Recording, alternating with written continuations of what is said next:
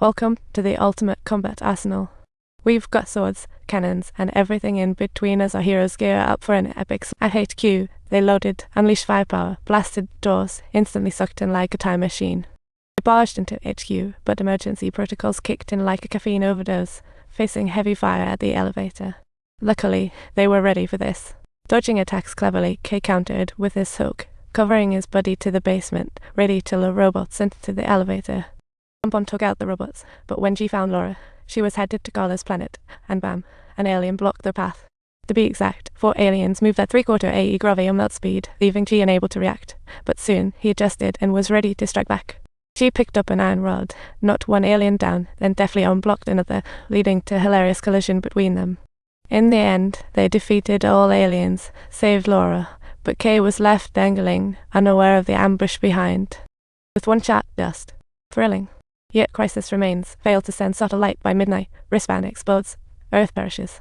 So off they sped toward their target, with Kay's watch ticking down to just 10 minutes while the resurrected Serpentino hot on their tail. Kay had no choice but to activate super driving mode, but even then, Serpentino chased relentlessly, driving into the subway tunnel and becoming an alien breakfast. They successfully tracked down the Sota spaceship, and Kay dropped the bombshell. The wristband was just for location C. The real satellite was actually Laura. Now he had to return to the Sota planet to save his home. Rational Laura knew this was the truth, so she bid farewell without hesitation and blasted into space on the Sota spaceship. Just then, a gigantic bug appeared. Serpentino absorbed the monster, getting super buff. It lunged at Laura in a hurry, and JK immediately pulled out their weapons, turning Serpentino into a spectacular firework show. And that's a wrap. Kay moved the little alien to J's locker, but Jay found them pitiful, asking if they could spare them. It's cruel to be locked in a locker for life. Kay sighed, kicking the door open. Weren't they too? This sultry woman used a cake to aid prison escape. The sweet, cute cake fooled even prison scanners. She was rescuing Beast Boris in the moon prison. Today's his once infamous 40 years visit, and Boris planned to escape. The escape tool was in the cake. Boris asked the guard to cut it, but the guard provoked him, and chaos erupted next. A terrifying alien bug crawled out, swiftly taking down the 2 guards. It escalated as rapidly as a wild alien. It heard its master's call, quickly unshackled Boris, slipped into his palm. Boris was an alien too. That bug was just part of his body. The Guard Alliance rushed in to stop him, but against his overwhelming power, they were like toothpicks. Then Boris blasted the prison with one shot. The gravity-less guards got sucked out into space, while Boris anchored himself and his helper soared upwards. He was no softy regarding the woman either. Apparently, being ruthless to women meant men couldn't stand a chance. Thus, Boris successfully escaped prison, and his first mission was to find his captors to get. Later, aliens on Earth grew anxious upon learning Boris' escape. The Men in Black gathered Kay, who specialized in alien affairs. Coincidentally, Kay was Boris' target.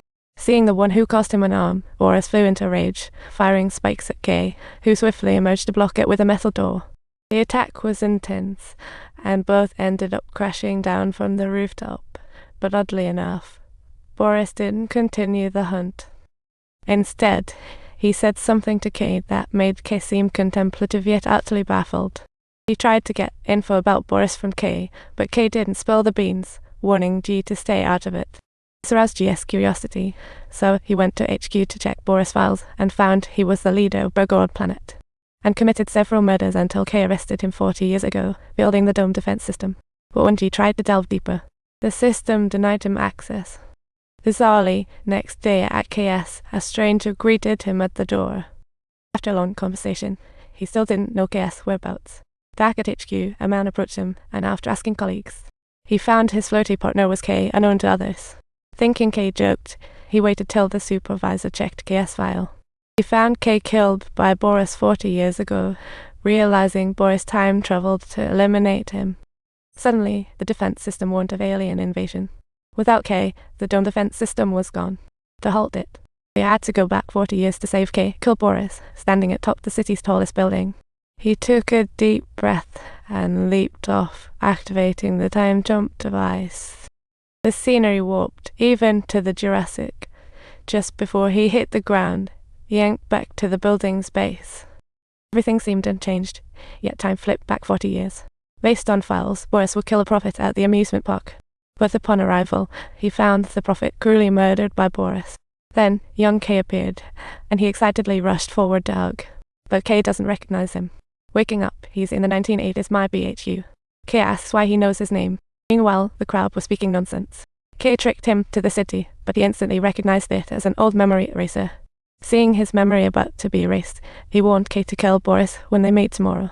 Though Kay didn't understand. He chose to trust him, so the two followed the prophet's final words to a bowling alley, but they were still too late. The owner was killed by Boris. They learned Boris next, target from a magazine, and rushed there.